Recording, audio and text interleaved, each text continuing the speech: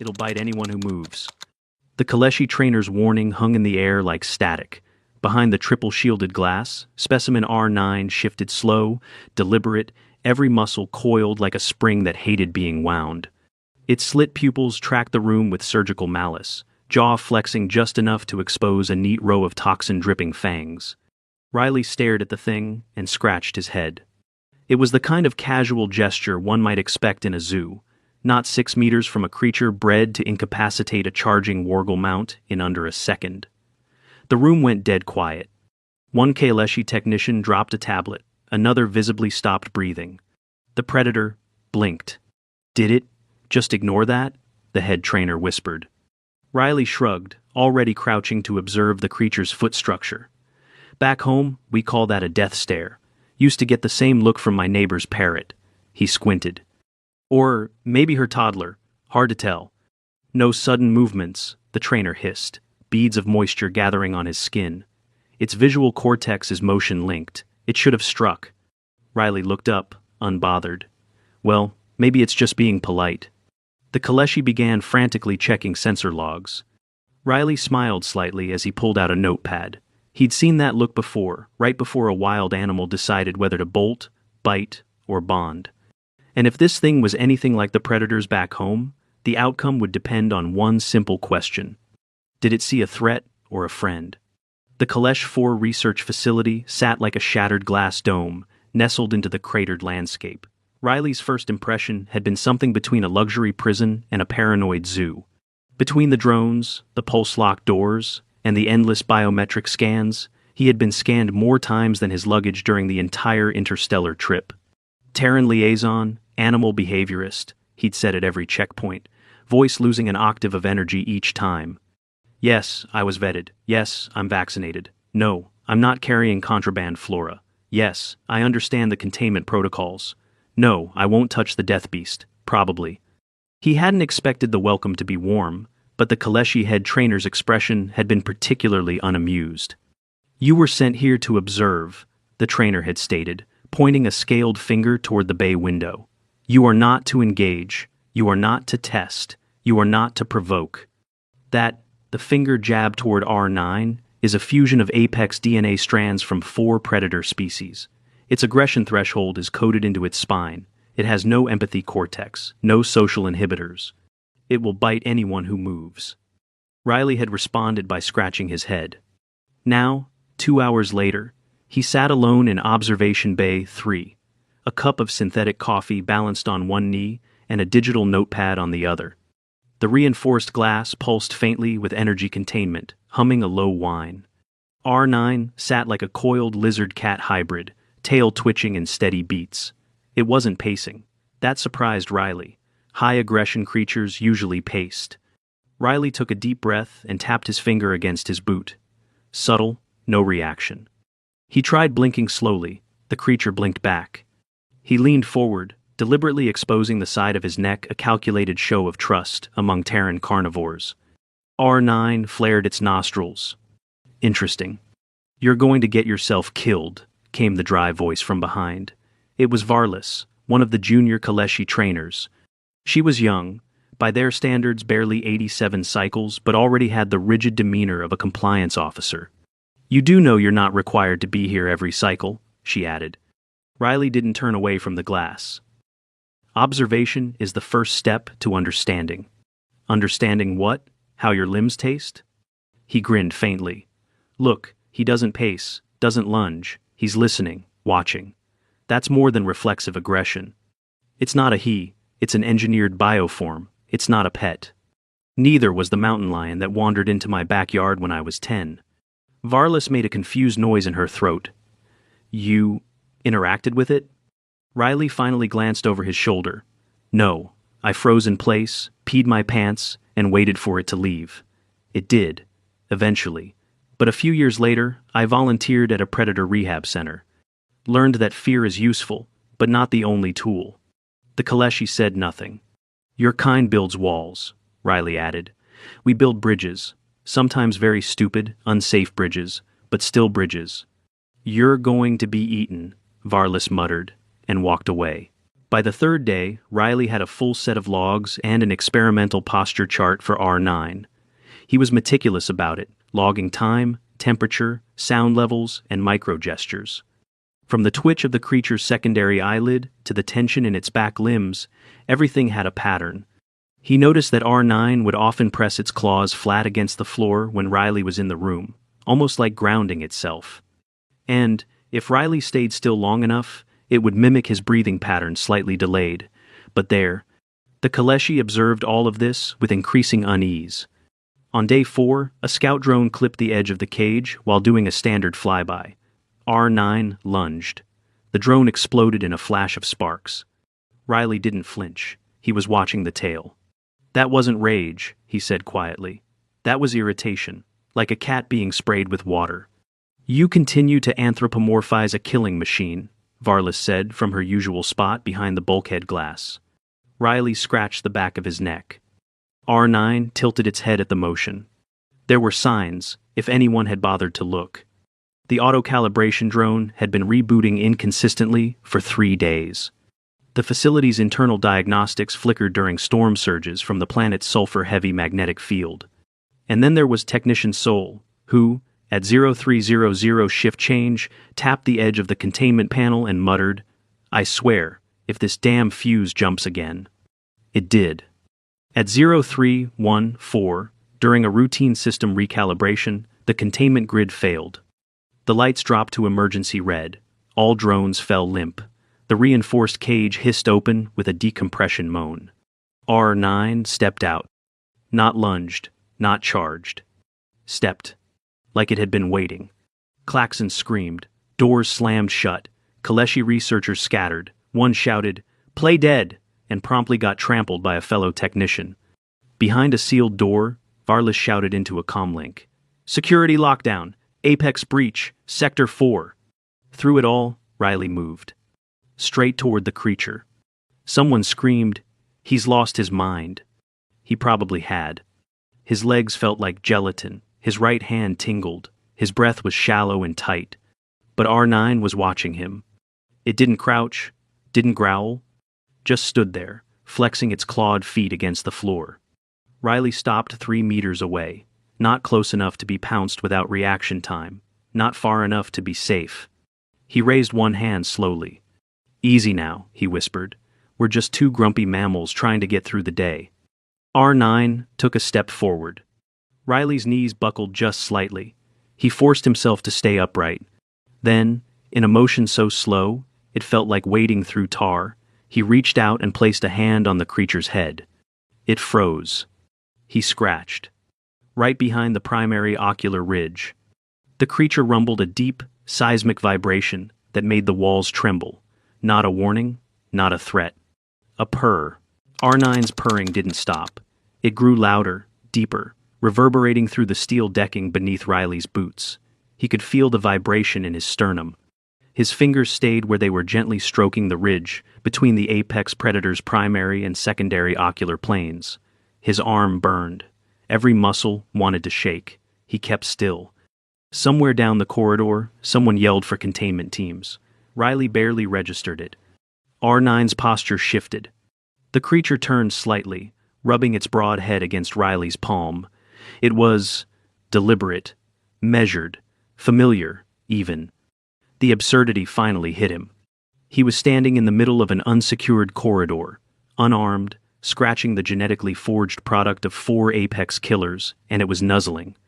It would have been adorable if the thing didn't have salivary venom and a jaw force capable of crushing starship hull-grade polymers. When R9 finally stepped back, it didn't run, it didn't attack, it just looked at Riley, a long, unreadable look. Then it padded back toward the open cage, tail flicking behind it. No hesitation, no resistance. It entered the cell. Riley followed, slow and silent. Once the last claw crossed the threshold, he slammed his palm against the emergency override. Plasma bars surged back to life with a snap and hiss. Containment field stabilized. A low hum resumed. R9 sat, folded its hind legs under its body, and watched him. Only then did Riley's knees give out.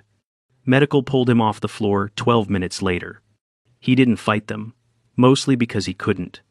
His right shoulder was locked, every muscle spasming from the prolonged tension of holding it still against a half-ton predator.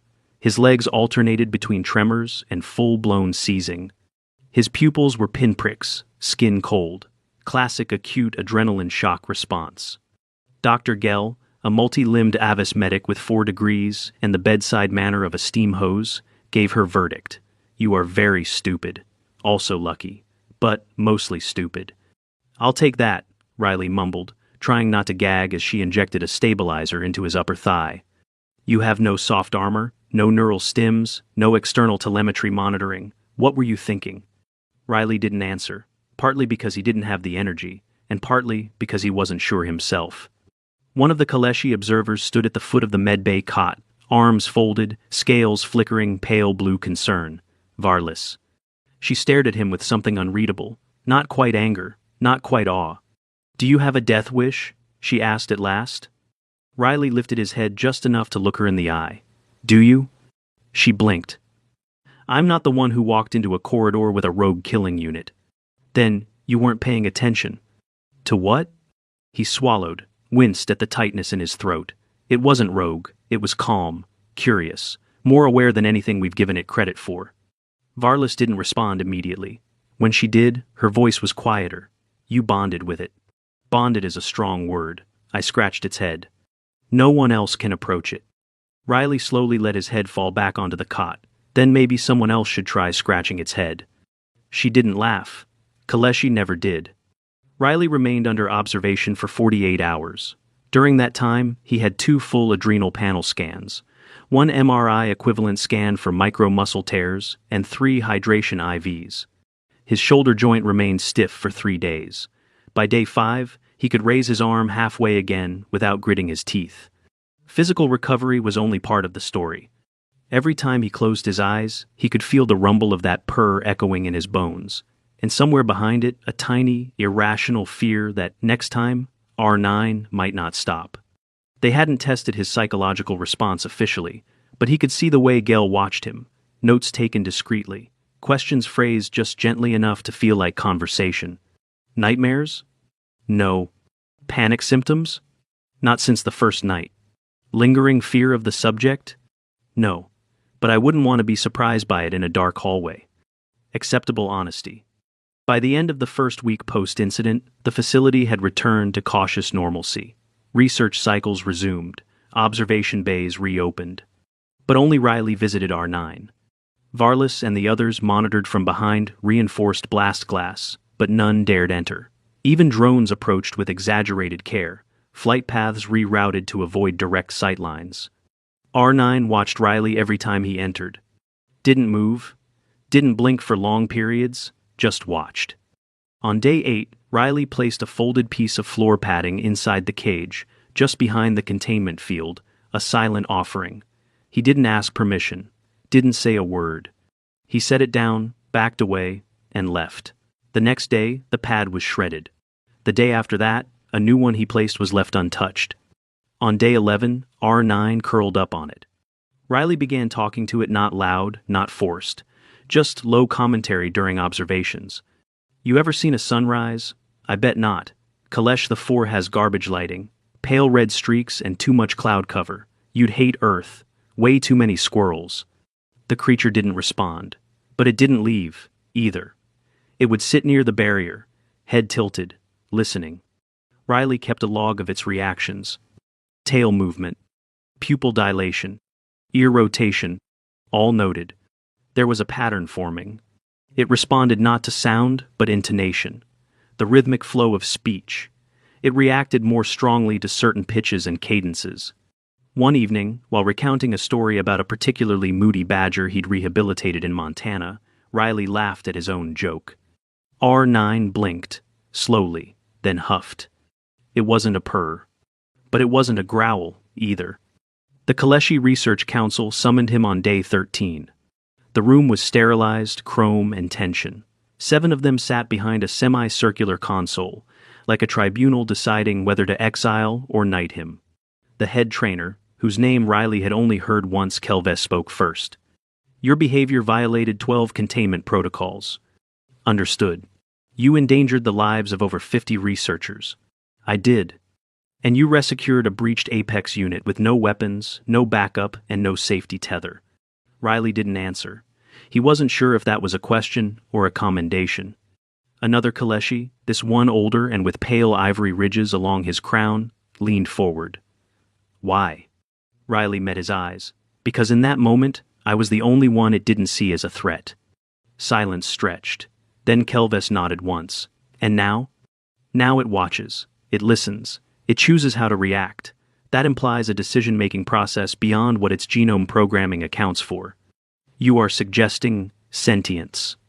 I'm suggesting awareness, of emotion, of trust, of fear, maybe. It recognizes individuals. It didn't attack me because it remembered. And if we attempt interaction again? Riley hesitated. Don't send drones. Don't send suits. Don't move fast. Maybe bring a blanket. A flicker of confusion passed between the council members. 2 days later, Riley stood outside the containment chamber again, arm now fully mobile but still sore. He didn't enter. Not this time. He stayed behind the glass. Inside, R9 stared back. Riley lifted one hand, wiggled his fingers slightly. R9 rose, approached, and stopped exactly 1 pace from the barrier. It lowered its massive head and gently touched the glass where his hand hovered. Riley smiled. Behind him, Varlas whispered, "You built a cage out of trust." He nodded. Cages keep things in, trust lets them stay. R9 blinked. And waited. It wasn't until the 3rd week that someone finally asked the question Riley had been expecting since day 1. How do you know it won't change its mind? The voice belonged to Hekran, one of the xenoneurologists, a species whose name Riley couldn't pronounce without dislocating his jaw. Hekran had a barrel-shaped body and 12 legs, but his eyes' soft, gray orbs ringed in biofilm were unusually expressive for his kind. Today, they looked genuinely uncertain. Riley didn't look up from his notepad. You mean, how do I know it won't decide I look like lunch one day? Yes. I don't. There was an awkward silence. Riley sighed and set the pad down. You've all spent weeks watching a creature adapt faster than anyone expected. That's what scares you. Not the teeth, not the toxins, it's the choice. It hasn't attacked me again, not because it can't, but because it won't. And that makes it unpredictable, which makes it terrifying. Hekran tapped his frontmost limb against the floor. So why continue to interact with it? Because we've domesticated predators before, Riley said, finally standing. And the first step is always the same. You prove you're worth trusting, and you hope they decide not to eat you in your sleep. Day 21. The protocol shifted. Riley was no longer allowed solo sessions. The Kaleshi didn't say it out loud, but the implication was clear. Containment breach or not, Riley wasn't going to get a second pass if R9 had a change of heart. So now, every visit involved an escort, a 3-person remote strike unit stationed behind the observation wall, and a pair of aerial shock drones hovering just above the chamber threshold. Riley hated it. The first day the drones entered, R9 recoiled. It didn't snarl, didn't strike, but its body language screamed warning. Shoulders high, tail locked, not aggressive, defensive. Get them out, Riley said immediately. The operator on comms hesitated. Protocol requires. Get them out, you're undoing everything. The drones were pulled back. R9 watched them go, then lowered its head slightly. Not submission, not comfort, something else. Disappointment. Back in the lab, Riley leaned over a 3D mapping of R9's neural activity spikes. The chart showed a staggering array of pattern development, most triggered by auditory cues and nonverbal gestures. You're sure it isn't echoing behavior through mimicry? Varlas asked from beside him. No mimicry, Riley muttered. The latency between stimulus and response is too long. It's not just repeating me, it's processing. Varlas stared at the data. That shouldn't be possible. Neither should a 2-ton Apex hybrid deciding to climb back into its cage on its own, Riley said dryly. Yet, here we are. She fell silent for a while, scanning the lines. After a moment, she asked, Have you named it? Riley blinked. What? Specimen R9. You talk to it every day. Have you given it a name? He paused. Then, sheepishly, I call it Moat. Varlas looked surprised. Moat? Yeah, it was the name of this ancient, half-wild guard dog in a story my grandfather told. Said it didn't bark, didn't chase, didn't even look angry, just stood in the yard, silent, watchful, and no one ever tried to cross. She nodded once. Fitting.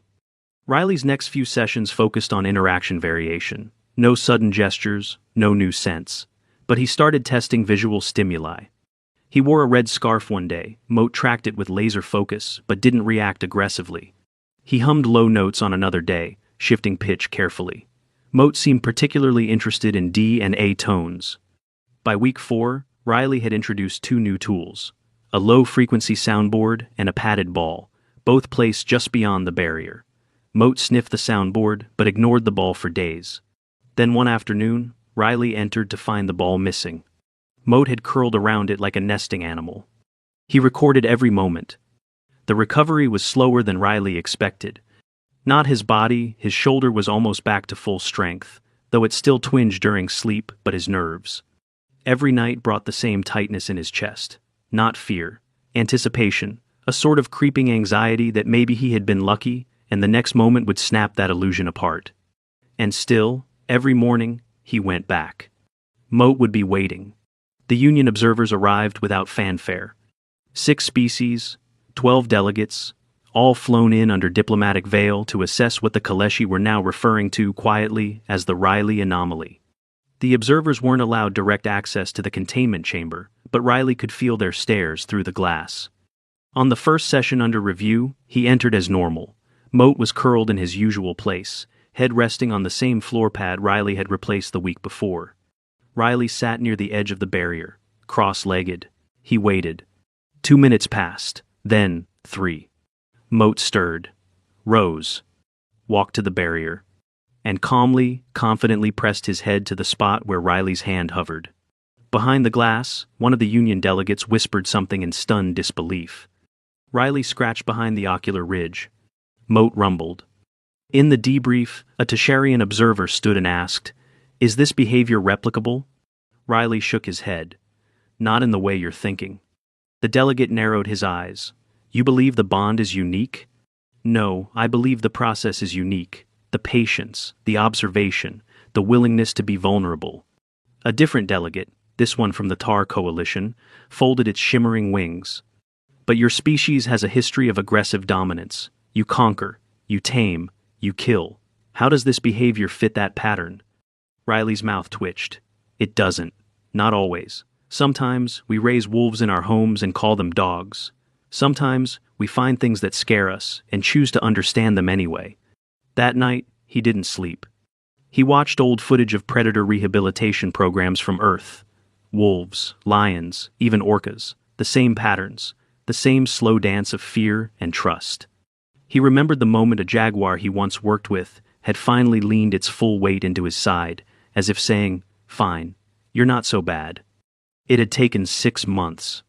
Moat had needed 3 weeks. Riley didn't know if that made him feel awed or terrified. Maybe both. Day 29. Final review. The Kaleshi Council and Union delegates stood behind triple blast shielding. A safety drone hovered above. A secondary drone hovered behind Riley this time, his only real concession to protocol. He stepped into the chamber. Calm. Hands open. Moat was already near the barrier. Riley crouched slowly and extended both arms, not close enough to touch, but enough to show full posture exposure. Moat moved forward. Then did something he'd never done before.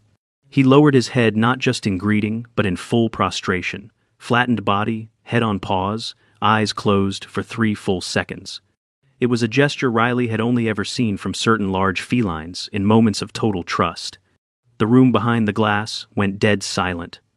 Riley didn't say a word. He just walked forward and sat beside him.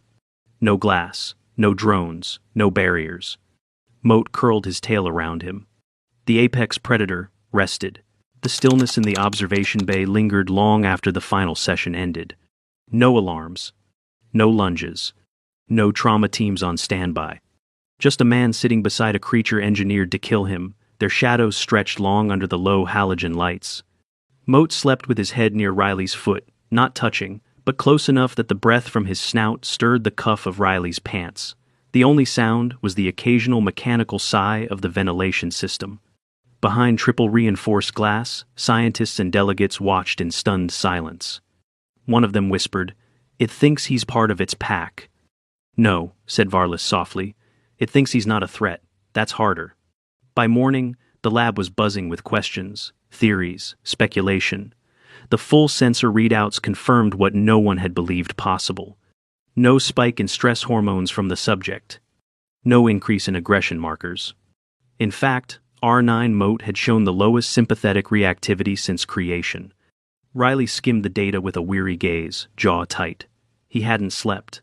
Not out of anxiety this time, but out of a strange, unshakable guilt. He knew what was coming. When Varlas entered the debrief room mid-afternoon, she didn't speak at first. She just handed him a hard copy report. He flipped through the pages, biometric overlays, containment logs, psychological evaluations. Near the end, stamped in Terran Standard and Kaleshi High Code, was the final summary. Recommended directive. Subject reclassification, non-aggressive observational entity. Authorized human interaction protocol, approved. Replication of interaction strategy, prohibited. He exhaled through his nose. They're not going to let anyone else try, are they? No, she said. Too many variables, too much risk. No other specimen of this class will ever be permitted out of hard containment. Moat doesn't belong in a cell. And yet, she said quietly, this is the only place we know he won't be killed. He stared at the report for a long moment. They're going to shelve him. Varlas didn't argue. 2 days later, the official conclusion was filed to the Galactic Science Union. It was co-signed by representatives from the Kaleshi Oversight Council, 3 xenopsychology boards, and a reluctant Avis diplomat. The title of the report was clinical. Terrans and Predators, Unknown Bonding Mechanisms, Reckless Methodology, High Success Rate. Appendix A consisted of 1 line. Do not attempt to replicate, ever. Riley stood just outside the chamber one final time. His duffel bag was packed, medical clearances signed, transport shuttle scheduled for departure at local morning cycle. The containment door remained closed. Moat was inside, sprawled on the floor pad with his front paws tucked under his chest. He wasn't asleep. He was watching. Riley placed a flat hand on the glass. Moat rose and padded forward. No hesitation, no growl. He pressed his broad skull gently to the spot on the glass opposite Riley's hand. I know, Riley whispered. You hate goodbyes. Moat's eyes narrowed slightly, not in anger, just awareness. That same unblinking, assessing gaze from day one. I'm not abandoning you, I promise, but if I stay, they'll never study you as anything but a reflection of me. He pulled something from his pocket, a soft strip of fabric, faded, but clean, the same red scarf he'd worn during week 3 of testing. He folded it neatly, then slid it into the containment hatch tray. The automated drawer whirred and passed it through. Moat took it in his mouth. Sat held it. The image carved itself deep into Riley's mind. His shuttle left at dawn. Varlas walked with him to the transport pad. You'll be debriefed again when you reach the Terran embassy, she said, eyes forward. The report has already triggered interest from 9 other species. 3 want training seminars, 4 have requested Terran case studies in predator handling, and 2 want your neural patterns mapped. Riley adjusted the strap on his shoulder. Let them be curious. Just don't let them be careless. She stopped just before the gangway. I thought you were reckless. I thought you were suicidal. I was terrified the whole time, he admitted. And yet, you still walked toward it. He gave her a tired smile. Fear is just your brain saying, this is probably a bad idea. Courage is answering, maybe. But let's find out anyway. Her skin flushed a pale gold respect. Then she handed him something. A polished case, simple but elegant. Inside, nestled on a dark velvet pad, was a single-scale matte black with a faint iridescent sheen. There were no teeth marks. You weren't supposed to go near it, she said, but you didn't just survive it, you changed it. He closed the case slowly. He changed himself. She nodded once, then turned and left.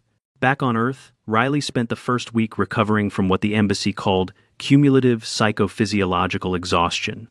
He called it sleeping for 16 hours and eating 12 full meals in 3 days. The second week, he gave 2 interviews. The third week, he politely declined an offer to license his methodology into a galactic security curriculum. He spent his evenings walking trails outside the Montana Research Conservatory. No wild predators, no fences, just open sky and memory. Sometimes, when the wind was right, he swore he could hear that low, seismic purr again. 6 weeks after leaving Kalesh 4, he received a single update from the research station. Encrypted, short. It contained one photo. Moat, curled around the red scarf.